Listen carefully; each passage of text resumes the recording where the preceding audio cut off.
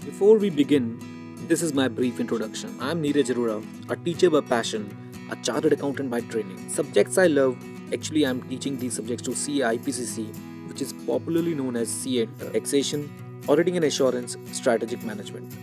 I believe in edutainment. बच्चों को क्यों बोर करना, थोड़ा हंसाते हैं, थोड़ा मोटिवेट करते हैं और खूब सारा पढ़ाते हैं, बच्चे अपने आप इंटरेस्टेड हो जाते हैं. I just love YouTube and these are my marks in CIPCC and final and other qualifications, MCOM, LLB, MB Finance, and I've also completed a post qualification course in indirect taxes conducted by ICAI. And yes, do give this video a thumbs up, it really motivates me, and please subscribe the channel for more such videos. Hi guys, आज हम बात करेंगे एक नए section के बारे में, section 44 ADA. Yes section 44 ADA नया सेक्शन आया है. फाइनेंस एक्ट 2016 इसे लेके आया है और सर ये हमारे लिए ही बना है. हमारे लिए ही बना है, इसका क्या मतलब है सर? हमारे लिए ही बना है, इसका मतलब है कि सर ये प्रोफेशनल्स से डील करता है. Right, okay. ये वीडियो सर आप लोगों के लिए बहुत इंपॉर्टेंस रखती है. हो सकता है इसमें क्वेश्चन आपको आ जाए, इवन फाइनल लेवल पे भी इससे क्वेश्चन पूछा जा सकता है. राइट, अच्छा जी सर, हम लोगों ने, पहले मैं इसका एक हल्का फुल्का सा बेस आपके साथ बना लेता हूं. हम लोगों ने गाइज बातचीत करी थी 44 AD के ऊपर. हाँ जी, किसके ऊपर बातचीत करी थी? 44 AD. आई होप आपको थोड़ा बहुत याद है. 44 AD क्या था? प्रिजम्पटिव टैक्सेशन था. लेकिन उसमें हमने देखा था eligible business, eligible SSC, etcetera etcetera. और वहां हमने ये पाया था कि सर आप अगर प्रोफेशन स्पेसिफाइड प्रोफेशनल है तो आप 44 AD को अवेल नहीं कर सकते. याद है गाइज आप लोगों को, है ना? अब बात उठती है कि सर प्रोफेशनल ने क्या पाप किए हैं, वो क्यों ना प्रिजम्पटिव बेसिस पे अपनी इनकम कंप्यूट करे. इस बात को सोचते हुए गवर्नमेंट ने सर हमारे लिए एक प्यारा सा नन्ना सा मुन्ना सा सेक्शन ऐड कर दिया और वो सेक्शन है 44 ADA. राइट, आइए देखने की कोशिश करते हैं. पहले मैंने सेक्शन का टाइटल क्या डाला है? Special provision for computing profit and gains of profession on presumptive basis. तो यहां पे इस बात को ध्यान दीजिए, of profession. Right, 44 ADA is only for specified professionals. मैंने पूरा बेयर एक्ट का टेक्स्ट यहाँ पे कॉपी करने की कोशिश करी है. स्टूडेंट्स को जरूर आइडिया लगना चाहिए कि बेयर एक्ट भी कोई चीज होती है, वहां से भी पढ़ना चाहिए. इस सेक्शन के बाद मैंने नीचे एक्सप्लेन भी किया है द लॉजिक्स. ओके, जैसे आपके बजट का memorandum etcetera etcetera etcetera. Right guys, अगर आप इस वीडियो को यूट्यूब पे देख रहे हैं बाई चांस, तो मैं आपको बता दूं कि सर आप हमारा पूरा कोर्स भी सब्सक्राइब कर सकते हैं जो मई 17 नवंबर 17 के लिए एप्लीकेबल है. उसके लिंक्स में नीचे दे देता हूं. अगर आप वैसे ही इसको यूएसबी में देख रहे हैं तो नॉट एन इशू सर, आप लोग तो पूरा कोर्स अवेल कर ही चुके हैं. आइए जरा देखते हैं 44 ADA सब सेक्शन 1. हाँ जी, बात करें किसकी? Sub section 1.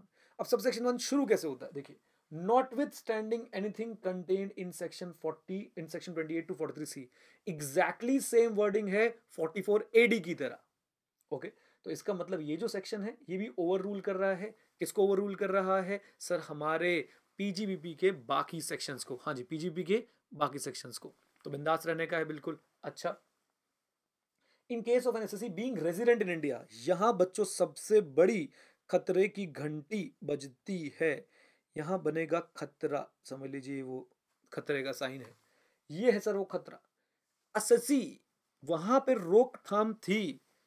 इंडिविजुअल ले सकता है, एचयूएफ ले सकता है, पार्टनरशिप फर्म ले सकती है, एलएलपी नहीं ले सकती, कंपनी नहीं ले सकती, एओपी नहीं ले सकती 44 AD में. लेकिन यहां पे sir any SSC, SSC sir, any SSC sir, यानी कि खुली छूट है, कंपनी भी 44 ADA का बेनिफिट ले सकती है. प्राइमा फेसी तो ऐसा ही लगता है. अच्छा जी, बीइंग रेजिडेंट इन इंडिया, दूसरी कंडीशन, कंपनी तभी बेनिफिट ले सकती है when the company will be resident in India. Any SSC who is resident in India तभी इसका बेनिफिट ले सकते हैं. Who is engage in a profession referred to in subsection 1 of 44 AA, जो कहां पे एंगेज है? प्रोफेशन में. जो प्रोफेशन कहां पे स्पेसिफाइड है? Sub section 1 of 44 AA. Right, अब जरा सुनिए 44 AA सब सेक्शन 1 में कौन है? याद करिए, आपने पहले भी वीडियो देखी होगी पीजीबी चैप्टर की, काले कोट वाले, सफेद कोट वाले, बिना कोट वाले, हाँ हाँ वही लोग, वो है स्पेसिफाइड प्रोफेशनल्स। बोलिए कौन है? Specified professionals. So who is engage in profession refer to in subsection 1 of section 44 A. 44 A किससे डील करता था? So maintenance of books of account से डील करता है 44 ए, राइट? अच्छा जी, now coming to this point, whose gross total receipt do not exceed 50 lakh rupee in the previous year। Condition पे condition डालते गए, NESSC, resident in India, specified professional, gross receipt do not exceed 50 lakh rupee in a previous year, right? अच्छा जी, a sum equal to 50% of the total gross receipt of the SSC in the previous year on account of such profession, or a sum higher than aforesaid sum claimed to have been earned by the SSC। so notwithstanding this, sir जिसकी gross asset this, उसके लिए ये part, ये जो part है, चलिए मैं इसको बड़ा कर देता हूं, लीजिए ये पार्ट जो है, this shall be deemed to be the profit and gains of such profession. इसको प्रॉफिट एंड गेन मान लेंगे, यानी ये अमाउंट आपका डीम्ड प्रॉफिट हो जाएगा। हाँ जी, ये अमाउंट आपका क्या हो जाएगा? Deemed profit. बात समझ आती है? ये अमाउंट आपका क्या हो जाएगा? बोलिए, deemed profit, right sir? What is this deemed profit? Presumptive sir, इसी अमाउंट को आपका क्या मान लिया जाएगा? प्रॉफिट। अब किस अमाउंट को sir? 50% of the total receipt और any amount which is higher than 50% and that is claimed by the SSC।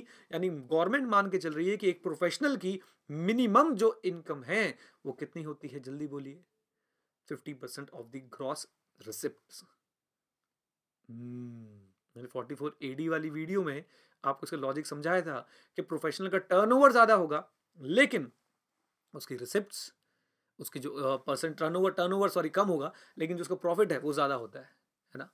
एक ट्रेडर के मुकाबले एक प्रोफेशनल का प्रॉफिट मार्जिन ज्यादा होता है। अच्छा जी, shall be deemed to be the profit and gains of such profession chargeable to tax under the head PGBP। I hope ये बात समझ आती है गाइस आप लोगों को? बोल दो जल्दी से हाँ के ना। तो ये बात आप लोगों ने ध्यान रखनी है कि सर आप लोगों के लिए क्या करेंगे, अगर आप SSC हैं, रेजिडेंट इन इंडिया है, प्रोफेशन है, gross receipt up to 50 lakh है, साथ ही साथ सर अगर ये सारी कंडीशन सेटिस्फाई हो गई तो आपकी ग्रॉस रिसिप्ट का 50% या higher amount as claim by the SSC will be deemed to be the profit and gains and it will be chargeable to tax under the head PGBP। आइए अब sir कमाल की बात, 44 AD subsection 2, ADA subsection 2, 44 ADA subsection 3 and 44 ADA subsection 4 copy paste है 44 AD से। कहां से? 44 AD से। जैसे कि जितने एक्सपेंसेस भी सेक्शन 32 38 में फॉल करते हैं, now they will be deemed to have been allowed. Now they will be what? Deemed to have been allowed. अच्छा, जैसे कि सर रिटन डाउन वैल्यू वाला पॉइंट मैंने आपको 44 AD वाले वीडियो में समझाया था, वो वीडियो भी यूट्यूब पे भी है, अगर आप यूट्यूब पे देख रहे हैं तो उसे चेक कर सकते हैं, राइट? और साथ ही साथ ये है सर सबसे बढ़िया पॉइंट, अगर आपने गद्दारी करी, अगर आपने क्या करी? गद्दारी की सजा है 44 AA और 44 AB। ये एकता कपूर इफेक्ट था। 44 AD 44 AB, हाँ बेटा 44 A 44 AB, यस। अगर आपने गद्दारी करी तो आपको बुक्स ऑफ अकाउंट्स मेंटेन करनी पड़ेंगी। आपको बुक्स ऑफ अकाउंट मेंटेन करने के साथ साथ अपना ऑडिट करवाना पड़ेगा। लेकिन 44 AD में हल्का सा चेंज था, वहां पे नेक्स्ट 5 ईयर्स, याद करिए उस वीडियो में आपको बहुत डिटेल में समझाया था, नेक्स्ट 5 ईयर्स। यहाँ पे ऐसा नहीं है, यहाँ पे जिस साल में आपने गद्दारी करी उसी साल की बुक्स ऑफ अकाउंट मेंटेन होंगी और उसी साल का आपका ऑडिट भी होगा। आइए पढ़ते हैं कंडीशन क्या है और कब का ऑडिट और कब के बुक्स ऑफ अकाउंट मेंटेन करने हैं। कंडीशन तो सर आंख बंद करके सोचिए क्या होगी। आपने 50% से कम क्लेम किया, आप प्रोफेशनल हैं और आप 50% से कम अपना प्रॉफिट क्लेम कर रहे हैं ग्रॉस रिसिप्ट का, एंड आपकी जो इनकम है वो maximum amount not chargeable to tax से ज्यादा है। बिल्कुल डिट्टो कॉपी पेस्ट है सर ये 2 लाइनें। अगर ऐसा हुआ, आपने कम क्लेम किया और आपकी income maximum not chargeable tax से ज्यादा है, तो सर आपको करवाना पड़ेगा अपना टैक्स ऑडिट, आपको मेंटेन करनी पड़ेंगी बुक्स ऑफ अकाउंट्स। आइए जरा एक बार पढ़ते हैं, रीडिंग टाइम गाइस जरूर बढ़ेगा। Notwithstanding anything contained in the foregoing provision of this section, an SSC who claims his profit and gains on the profession are lower than the PGBP, that is profit and gains specified in subsection 1, यानी 50% से कम है, and whose total income exceeds maximum amount which is not chargeable tax 2.535 याद कर लो, Okay, shall be required to keep and maintain such books of account and other document as required under subsection 1 of section 44AA and get them audited and furnish a report of such audit as required under section 44AB. बात समझ आई? तो भाइयों professionals, अब आपकी minimum income जो है वो है 50% ऑफ द ग्रॉस रिसिप्ट। इससे कम अगर आप क्लेम करते हैं तो पोषम पा भाई पोषम पा, लाल किले में क्या हुआ, अपना प्रॉफिट कम बताया, अब तो बुक्स मेंटेन करनी पड़ेंगी, अब तो ऑडिट करवाना पड़ेगा, राइट? 44A लगाना पड़ेगा, 44AB लगवाना पड़ेगा। आइए सर, तो यहाँ तक तो जो सेक्शन था उसके नीचे मैंने थोड़ी बहुत एक्सप्लेनेटरी नोट्स डाले हैं, कुछ मेमोरेंडम की बातें हैं, कुछ सर जो मुझे अच्छी चीज़ें लगी जो आपको समझने के लिए इंपॉर्टेंट है वो डाली है, वो आप सेल्फ स्टडी कर सकते हैं गाइज। लीजिए, बस इतना सा प्यारा सा छोटा सा सेक्शन है। सेक्शन कौन सा जल्दी से बता दीजिए? 44ADA। 4 बातें हैं, subsection 1, subsection 2, subsection 3, subsection 4, that's it. इतना सा सेक्शन है, अच्छे से पढ़ के जाइएगा, आपके एग्जाम के लिए बहुत ज़्यादा इंपॉर्टेंट हो सकता है और आपको बहुत सारे नंबर दिला सकता है।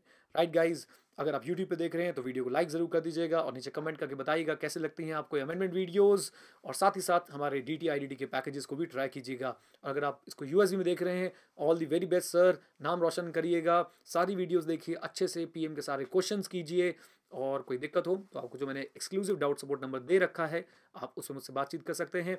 बाई चांस आपके पास वो नंबर नहीं है तो आप हमें ईमेल कर सकते हैं, जिस भी ईमेल से आप हमसे कम्युनिकेट करते हैं।